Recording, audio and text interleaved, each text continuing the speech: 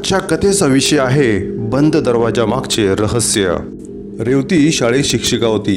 ती सकाळी 7 ते दुपारी 2:30 पर्यंत शाळेत आणि 2:30 नंतर घरी एकटीच असायची, कारण दुपारी तिची दोन्ही मुलं शाळेत आणि तिचा नवरा ऑफिसमध्ये असायचा। असा तिचा नित्यक्रम होता। रेवतीचा फ्लॅट शेवटच्या माळ्यावर असल्याने पावसाळ्यात टेरेसच्या लिकेजमुळे घरात पाणी ठिपकायला लागल्याने घरात पाणीच पाणी झाले होते।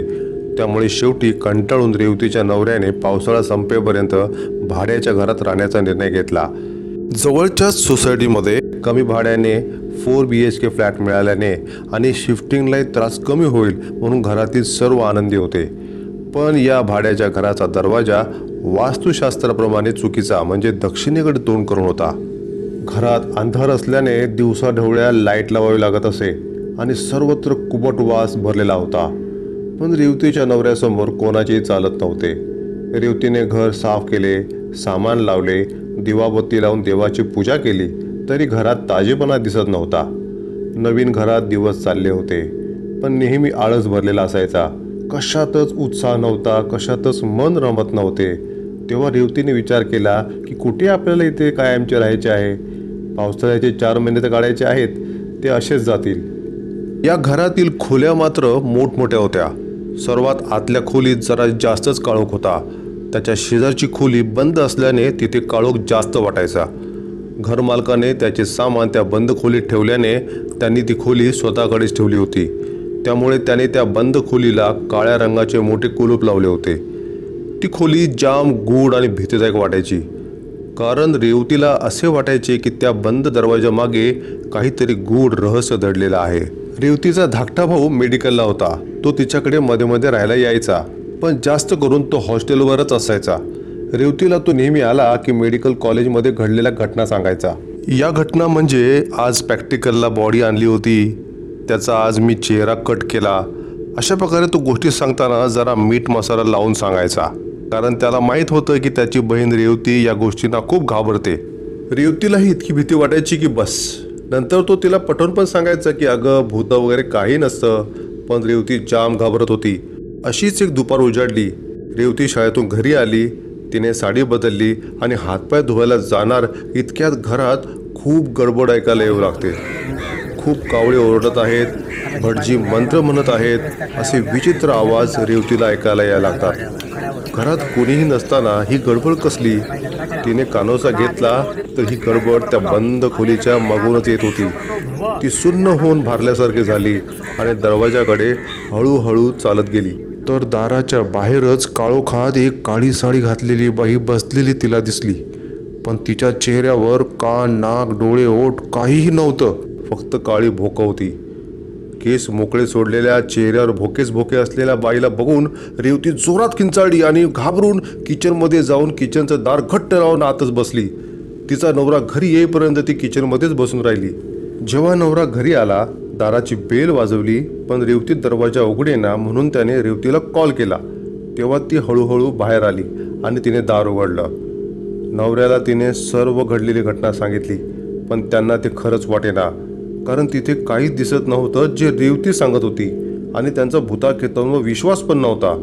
रेवती सुद्धा काही सिद्ध करू शकत नव्हती। एकदा संध्याकाळी रेवतीचा भाऊ घरी आला।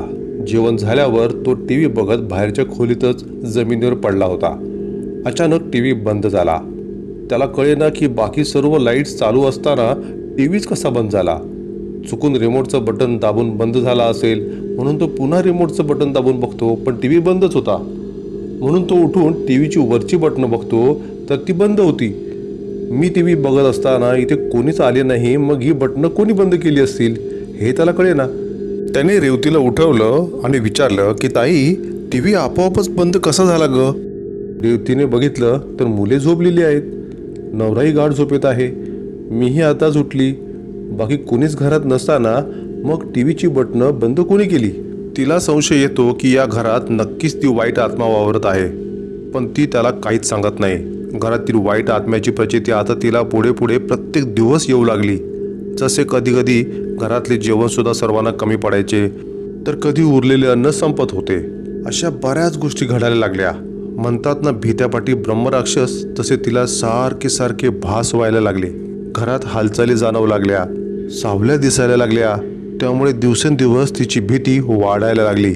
पण रेवतीवर कोण विश्वास ठेवणार? तिला काय करावे तेच कळत नव्हते। कोणीतरी आहे याची तर तिला खात्रीच पटायला लागली होती। ती शनिवारची संध्याकाळची वेळ होती। रेवतीने देवाला बत्ती लावली। सगळी कामं आटपून ती, तिचा नवरा आणि तिचा भाऊ तिघेही मिळून एक मराठी सिनेमा बघत बसले होते। अचानक घराची लाईट जाते आणि काळोख होतो। रेवती घरातील एक चार्जिंग केलेला नाईट लॅम्प लावते। त्याचा प्रकाशही अंधुकच होता, कारण तो बरोबर चार्ज झाला नव्हता। रेवती त्या प्रकाशात लगेच कॉफी बनवायला घेते।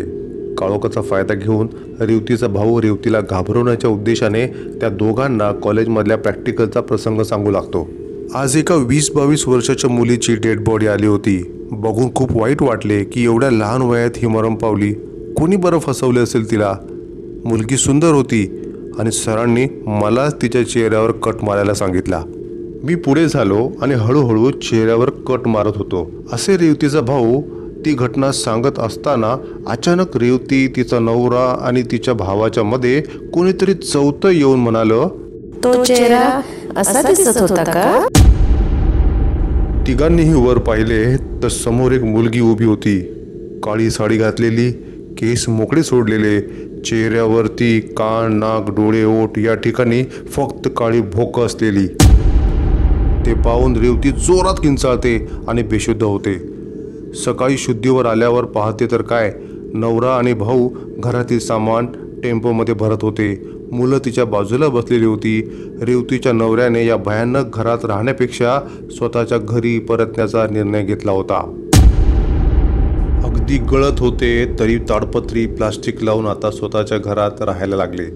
आता कोणीच कोणाशी त्याविषयी बोलत नव्हतं, कारण सगळ्यांनाच ती दिसली होती।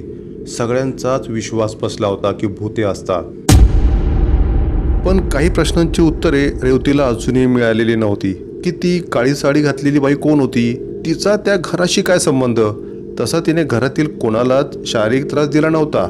घरमालकानेही याबद्दल चावी परत घेताना तिच्याबद्दल काहीच सांगितले नाही।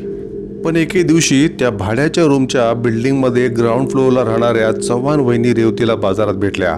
त्यांच्याकडून कळले की घरमालकाची एकुलती एक मुलगी होती। ती कॉलेजला शेवटच्या वर्षाला होती। बिल्डिंगमधील लोकांच्या बोलण्यातून कळले की कॉलेजमधील एका मुलापासून ती गरोदर राहिली होती। जेव्हा ही बातमी तिच्या वडिलांना कळली तेव्हा त्यांनी तिचं कॉलेजला जाणंच बंद केलं। शेवटी वैतागून तिने त्याच खोलीत पंख्याला उंडी बांधून गळफास लावून घेतला। बाळ पोटात असतानाच मेल्याने आणि सगळ्यात इच्छा अतृप्त राहिल्याने ती भूत बनली।